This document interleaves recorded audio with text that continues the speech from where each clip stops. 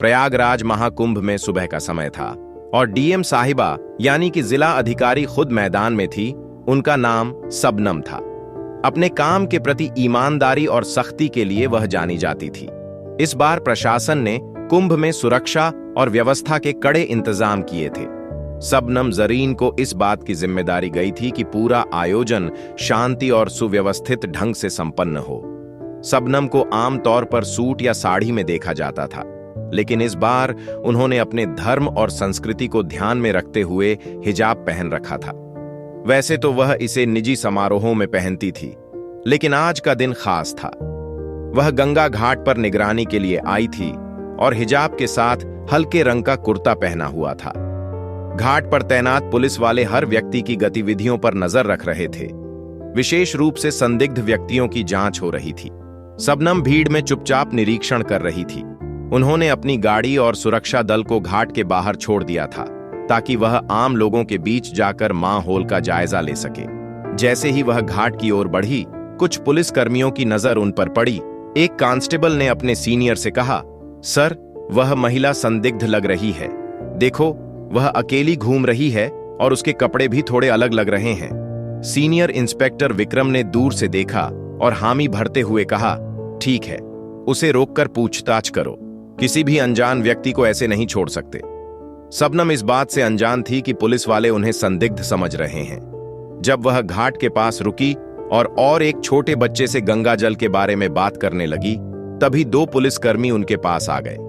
Madam, आपको यहां क्या करना है? सीमा ने शांत स्वर में कहा, बस ऐसे ही दर्शन करने आई हूं और व्यवस्थाओं को देख रही हूं। पुलिसकर्मी उनकी बातों को नजरअंदाज करते हुए बोले, आपका आईडी कार्ड दिखाइए। सीमा ने मुस्कुराते हुए जवाब दिया, आईडी कार्ड तो मेरे पास है, लेकिन आप ये क्यों पूछ रहे हैं? यह सुनकर पुलिसकर्मी थोड़ा सख्त हो गए। आप आईडी नहीं दिखाएंगी तो हमें आपसे पूछताछ करनी पड़ेगी। अकेले घूम रही सीमा को समझ नहीं आया कि बात किस ओर जा रही है। तभी सीनियर इंस्पेक्टर विक्रम भी आ गए और बोले, आपके पास कौन सा सामान है? कृपया अपना बैग खोलिए। सबनम ने स्थिति को समझने की कोशिश की। उन्होंने सोचा कि अगर अभी वह अपनी पहचान बताएंगे तो यह लोग शर्मिंदा हो सकते हैं। इसीलिए उन्होंने पहले पुलिस की गंभीरता को परखने का मन बनाया। उन्होंने शांति से कहा, आप जो चाहे पूछ सकते हैं, मैं यहां किसी गलत इरादे से नहीं आई हूं। पुलिसकर्मी अब पूरी तरह से शक के घेरे में आ गए। उन्होंने सीमा का बैग ले लिया और जांच शुरू कर दी। इसी दौरान एक अन्य पुलिसकर्मी ने कहा, इन्हें थाने ले चल, वहां पूरी पूछताछ करेंगे। घाट पर खड़े लोग इस नजारे को देखने लगे। किसी ने कहा, लगता है कोई संदिग्ध है। देखो, पुलिस वाले कितने गंभीर हैं। सबनम अब तक शांत थी। उन्होंने तय किया कि वह अब भी अपनी पहचान नहीं बताकर स्थिति को और आगे बढ़ने देंगी। सीमा को थाने ले जाया गया। वहां इंस्पेक्टर ने उनसे सवाल जवाब शुरू कर दिए। आप कहां से आई हैं? यहां क्यों आई हैं? आपका नाम क्या है? सबनम ने मुस्कुराते हुए कहा, क्या मैं अपना नाम बाद में बता सकती हूं? पहले आप अपने सवाल खत्म कर लीजिए। इंस्पेक्टर को यह बात नागवार गुजरी। उसने सख्त लहजे में कहा, आपकी यह हरकतें और चुप्पी हमें मजबूर कर रही हैं कि आपको हिरासत में लिया जाए। अब तक सबनम ने चुपचाप सब कुछ सुना, लेकिन वह जानती थी कि इस कहानी का अंत उन्हें ही लिखना होगा। उनके चेहरे पर कोई घबराहट नहीं थी, बल्कि एक अलग ही आत्मविश्वास झलक रहा था।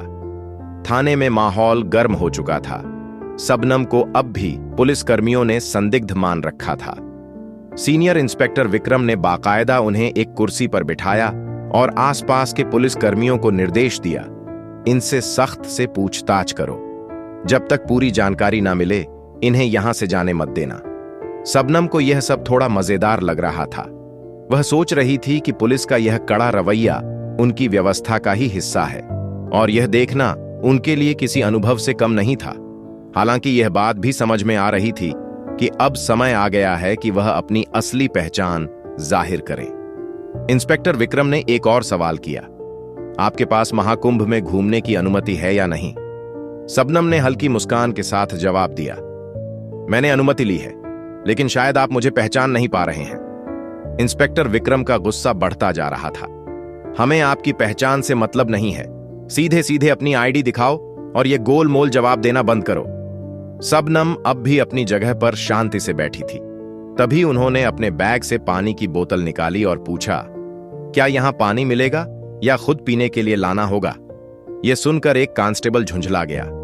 मैडम, यह कोई पिकनिक स्पॉट नहीं है, आप जवाब दें, वरना यह नरमी हम और नहीं दिखाएंगे। सबनम ने आखिरकार कहा।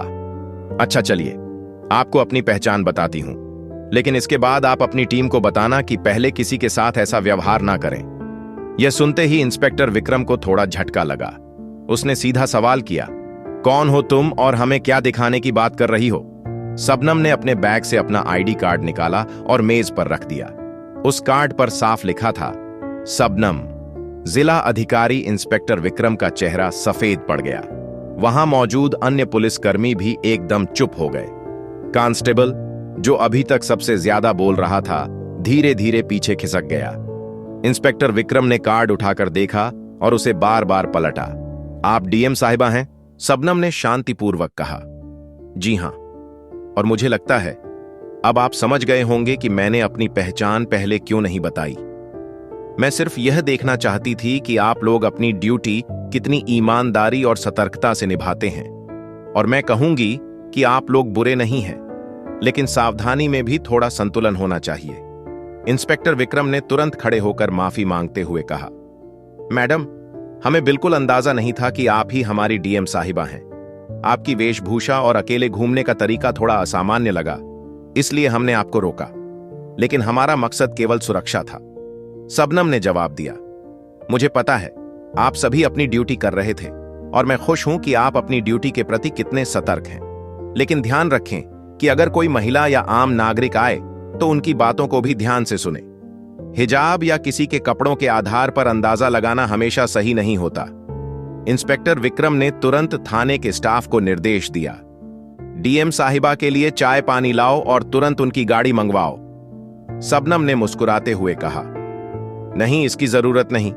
मैं तो यह देखने आई थी कि हमारा प्रशासन कैसे काम कर रहा है, और मुझे खुशी है कि आप लोग अच्छा काम कर रहे हैं। लेकिन याद रखें, हर बार शक के आधार पर किसी को आतंकवादी या अपराधी मान लेना उचित नहीं।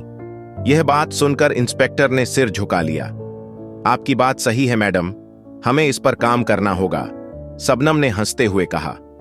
यह काम तो ठीक है, लेकिन अब मुझे मेरे काम पर वापस जाने दीजिए और अगली बार किसी से बात करने से पहले उसकी बात को ध्यान से सुनने की आदत डालिए। थाने से बाहर आते समय कुछ पुलिसकर्मी और कर्मचारी उनके साथ घाट तक गए। वहां मौजूद लोग अब भी उन्हें देख रहे। कुछ लोग कानाफूसी कर रहे थे कि यह वही महिला है जिसे पुलिस ने पकड़ा था। सबनम ने गाड़ी में बैठने से पहले पलटकर देखा और पुलिसकर्मियों से कहा, आप लोग अच्छा काम कर रहे हैं, लेकिन एक जिम्मेदार नागरिक से बात कर अपनी मानवता को भी बनाए रखें, और अगर आप मुझसे सहमत हैं तो यह संदेश अपनी टीम तक पहुंचाए। इंस्पेक्टर विक्रम ने सिर झुकाकर हामी भरी। जरूर मैडम, यह हमारी तरफ से एक सीख रही। थाने की घटना के बाद डीएम साहिबा घाट पर वापस लौट आई। अब तक पुलिसकर्मियों और वहां मौजूद कर्मचारियों के चेहरे पर न केवल शर्मिंदगी बल्कि उनके लिए गहरी इज्जत भी साफ झलक रही थी। हालांकि सबनम ने इस घटना को ज्यादा तूल नहीं दिया और अपने काम पर ध्यान केंद्रित किया। घाट पर लोग अब भी उन्हें देख रहे थे। कुछ ने पहचान लिया था कि वे डीएम साहिबा हैं, तो कुछ अब भी यह सोच रहे थे कि यह महिला कौन थी जिसे पुलिस ने पकड़ा था। सबनम ने भीड़ की परवाह किए बिना घाट पर मौजूद व्यवस्थाओं का जायजा लेना शुरू कर दिया। दोपहर तक यह घटना पूरे पुलिस महकमे में फैल चुकी थी, लेकिन जब यह बात एसपी तक पहुंची और उन्होंने तुरंत थाने के इंस्पेक्टर विक्रम को फोन किया, इंस्पेक्टर विक्रम, ये क्या सुन रहा हूं? आप लोग डीएम मैडम को संदिग्ध समझकर पकड़ लाए। इंस्पेक्टर ने हिचकिचाते हुए जवाब दिया, सर, गलती हो गई। उनकी वेशभूषा और व्यवहार की वजह से शक हुआ, लेकिन मैडम ने हमें समझाया और हमें अपनी गलती का एहसास कराया। एसपी ने खड़े लहजे में कहा, ठीक है, लेकिन अगली बार ऐसा कुछ हुआ तो इसका अंजाम भुगतने के लिए तैयार रहना। अब तुरंत अपने स्टाफ को इस मामले पर संवेदनशीलता से काम करने की ट्रेनिंग दो। इंस्पेक्टर विक्रम ने हामी भरी और ठान लिया कि अब से वह और उनकी टीम हर संदिग्ध इंसान को इंसानियत के साथ ट्रीट करेंगे। इस घटना के कुछ दिनों बाद सबनम ने प्रशासनिक कर्मचारियों और पुलिस बल के लिए एक छोटी बैठक बुलाई। इसमें उन्होंने सीधे शब्दों में कहा, मुझे आप सब पर गर्व है कि आप लोग कुंभ जैसे बड़े आयोजन को संभाल रहे हैं, लेकिन मैं आपसे एक बात कहना चाहती हूं। कानून के पालन के साथ साथ हमें अपनी मानवता भी बनाए रखनी होगी। हर व्यक्ति पर शक करना जरूरी नहीं है। जो लोग अलग दिखते हैं वे गलत नहीं होते। उनका सम्मान करें, उनकी बात सुने। उनके शब्दों ने वहां मौजूद सभी को झकझोर दिया। इंस्पेक्टर ने सबके सामने माफी मांगते हुए कहा, मैडम, आपकी बात ने हमें बहुत बड़ा सबक सिखाया है। हम वादा करते हैं कि आगे से ऐसी कोई गलती नहीं होगी जहां किसी को बिना वजह परेशान किया जाए। यह घटना मीडिया तक भी पहुंच गई। हालांकि सबनम ने इसे सार्वजनिक रूप से उजागर करने से मना कर दिया। उन्होंने कहा, यह घटना व्यक्तिगत है मित्रों। अगर आपको यह कहानी पसंद आई है तो कमेंट बॉक्स में हर हर महादेव अवश्य लिखें और ऐसी ही कहानियों के लिए हमारे चैनल को सब्सक्राइब अवश्य करें।